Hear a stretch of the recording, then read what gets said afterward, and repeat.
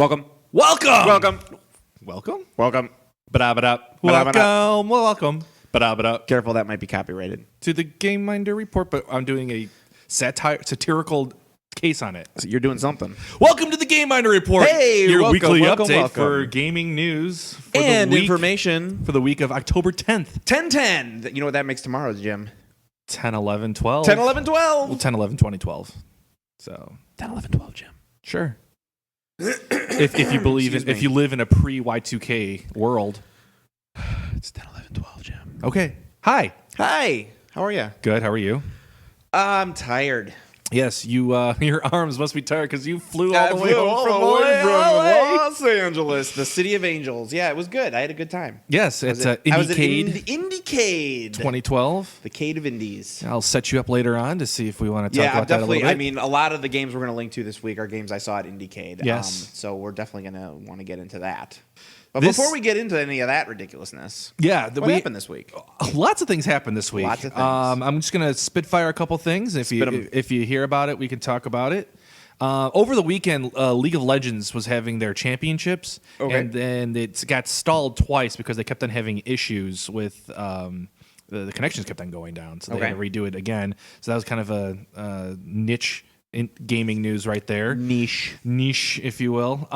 Another thing, kind of a bigger thing, is that there was a hack in World of Warcraft. Oh yeah, I heard about this while I was away. Yeah, where a city. Now, if you've never played World of Warcraft, when you go into a city, it's like base. You're safe there, and they found the hackers found a glitch where if you were a level 1 player, you were able to get a death kill on NPCs and anyone that was in the save zone. So they basically laid waste to Yeah. a bunch of servers. Yeah, and it has since been corrected, and They issued a hot fix. they did. They call it a hot fix because it's hot. And it fixed it. Fixes things in Hot a fix. hot manner. Yes, Hot fix. it's not a service pack. Nope. No. a hot fix. Anywhom, the hacker made an actually interesting point when he was like, "Look, it wasn't like I was giving out passwords or exploiting the game and giving everyone 20,000 Extra loot or extra XP. right, or which anything. people are doing in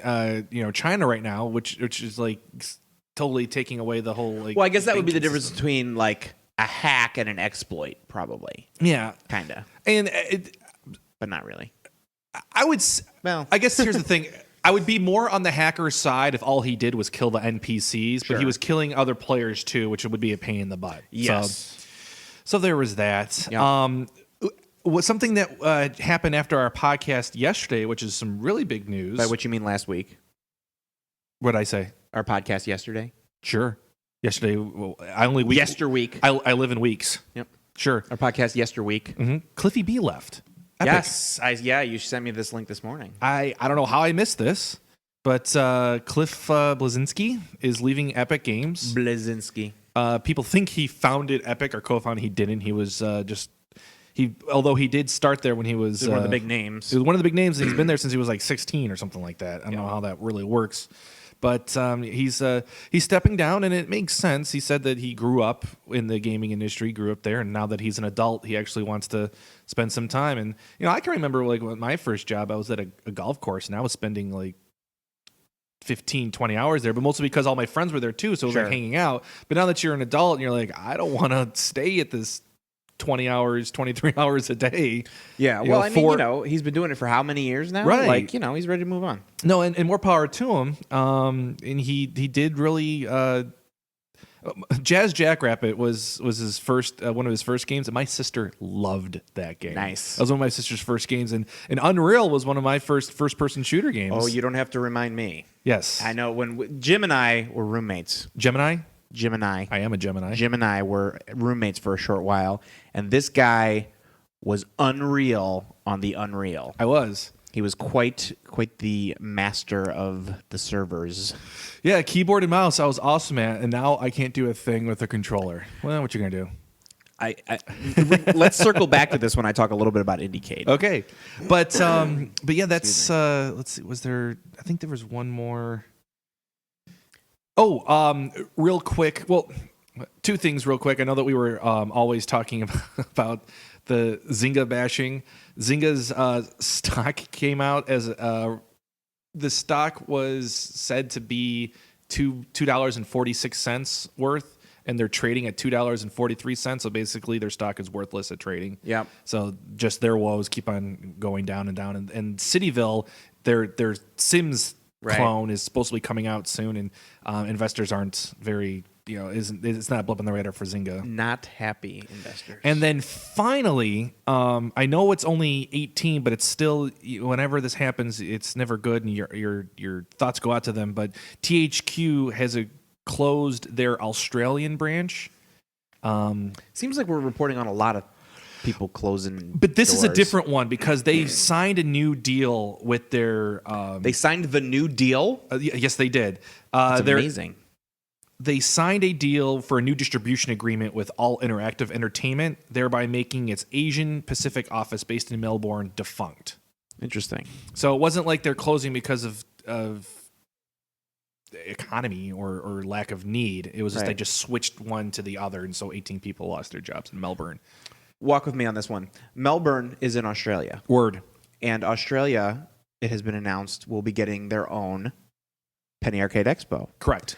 And speaking of the Penny Arcade Expo, there you go. Tickets Jeremy. went on sale for PAX East within this past week. And guess what? 3-day passes have been sold out. Yep. But thankfully, I happened to be reading my Twitter stream, and I saw that they were on sale, and so I managed to scoop us up some passes. So we will not get shut out. Now, it's still yet to be seen if we're going to exhibit, which we've done before. Mm-hmm. And the thing about being an exhibitor is, you can basically get passes right up until day of because you're paying to put the show on. You know what we should do? Tell me. We should road trip and record the road trip, and therefore we can put that in as a podcast. Well, here's the thing. I bought a bunch of tickets so that we, as GameMinder, can have at least somebody at the show. I might be in California because that sometime in March, it actually hasn't been announced exactly when, supposedly is the Ouya launch, which I will be attending because I'm elite. And by that, I mean I was an elite backer of the Kickstarter. So, and actually, I met Julie from Ouya this weekend at IndieCade. So we'll talk about that in a second. But so I may, in fact, be in California during PAX. I would be, frankly, kind of surprised if Ouya decided to throw their big party while PAX is happening. But it could happen. And the other thing is that if I'm, let's say, in California the week before, I may not want to go all the way to Boston the following week. So we'll have to see. But what happens if Ouya does it afterwards? So it goes PAX then Ouya. Yeah, I don't know. We'll have to see.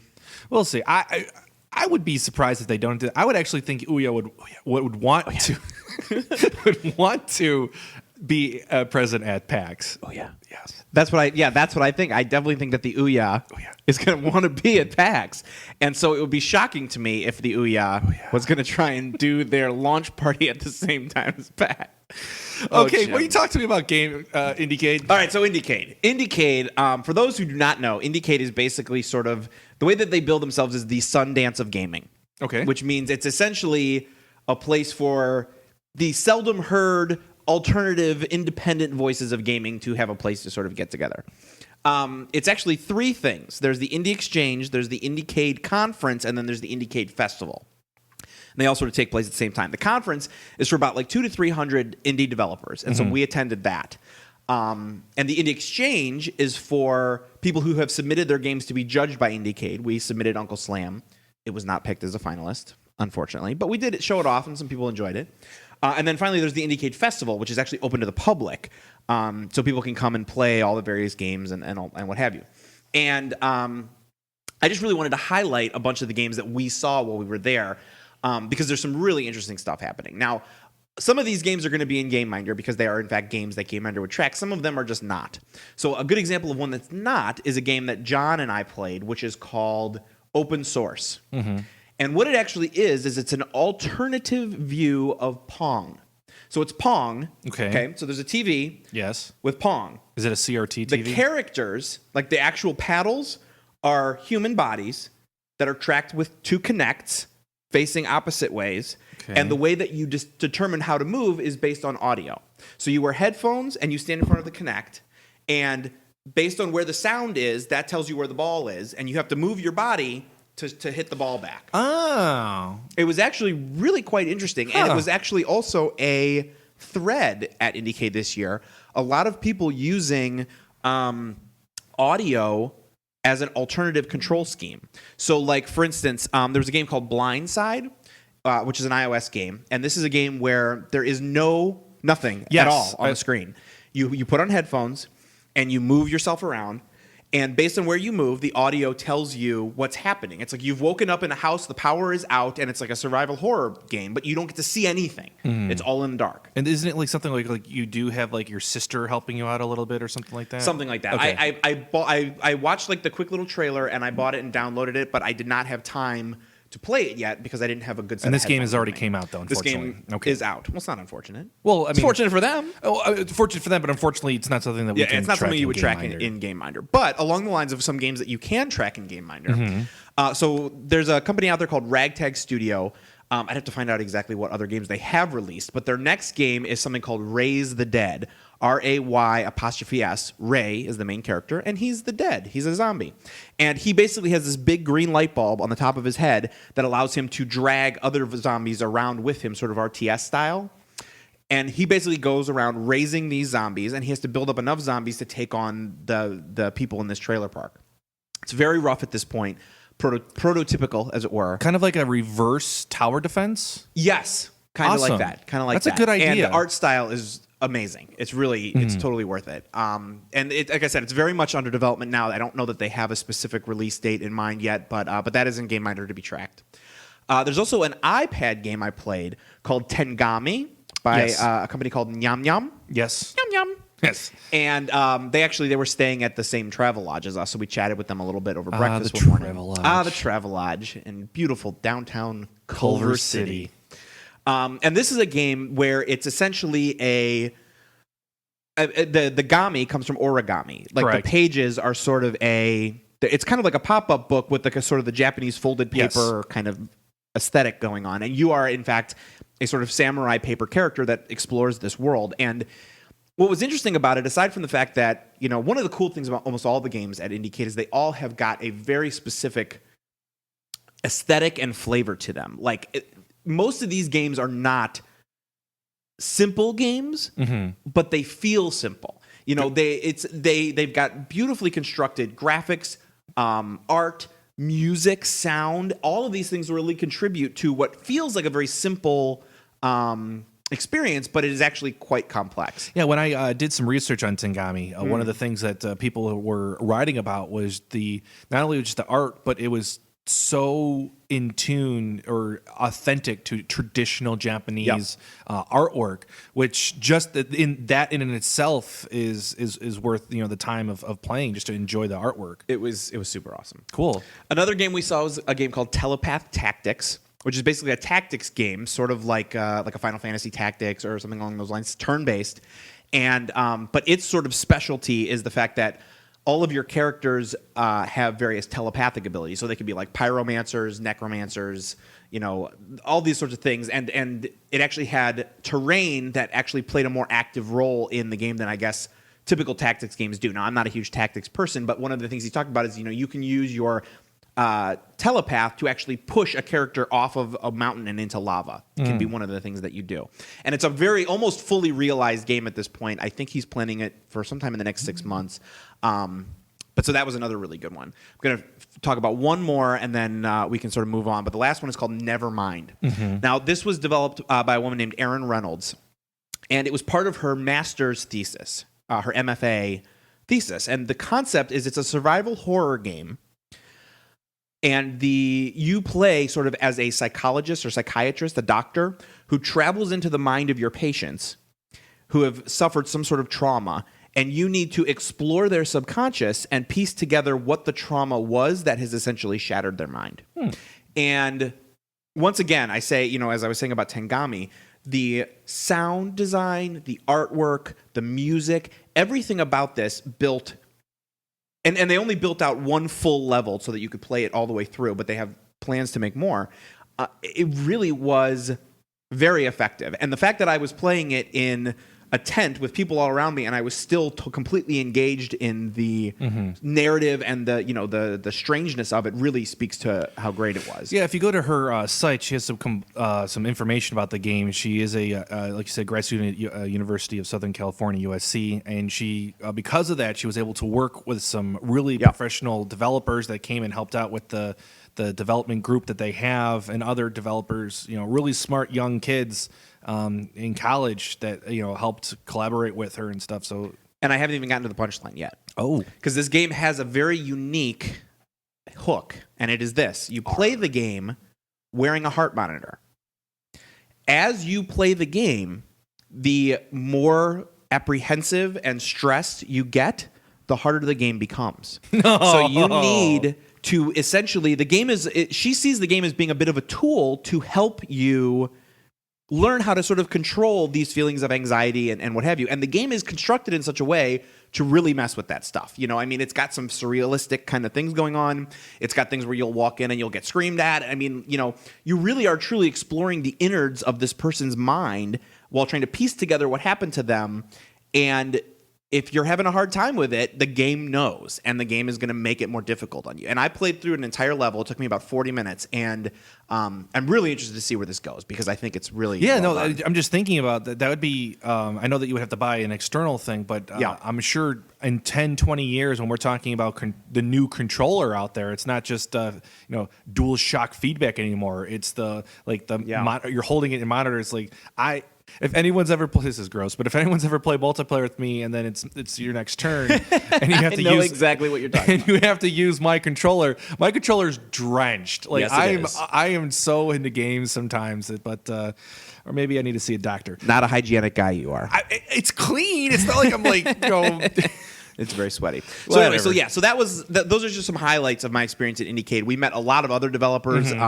We told a lot of developers about GAME.minder, and they all seemed pretty excited about it. I think it was a really great experience. I'm really psyched I went, and they're actually doing another one in November. I don't remember when they're doing it, but they're doing another one in New York. This one's in L.A. It's been L.A. for the last few years, but now they're actually adding a second one that's going to be in New York. So should be pretty fun. If you have any opportunity to either visit the IndieCade site or participate in IndieCade, I highly recommend it. All right, so moving along, coming out this week. Let's go. Do it. All right, we got Doom 3 BFG Edition. Okay. We've got 007 Legends, which I'm interested to see. I was a huge fan of GoldenEye. Not as big of a fan of the one that was on... the remake. The Wii remake? Yeah, the Wii... I didn't love that one, but we'll see. We've got Of Orcs and Men. Yes. And then Roller Coaster Tycoon 3D, which... if you're into the Tycoon games, that's cool. But the last one I did want to mention, which is also an IndieCade game, was the Unfinished Swan. Good, I'm glad you mentioned that. Now this game, I saved it for last, because this game is... I got a chance to play this at IndieCade, and you know what? I'm not even going to tell you about it. It's going to be on for PSN. Just get it. It is in the sort of way that like Journey, that game that I was talking about a few weeks ago for PSN, and then it came out on disc. It's what they were calling an experiential game. So it's not a platformer necessarily. It's not an action game necessarily, but there's something about it. And the mechanic that this game has, here's the one thing I'll say about it. This game has one mechanic, and that mechanic is you throw paint.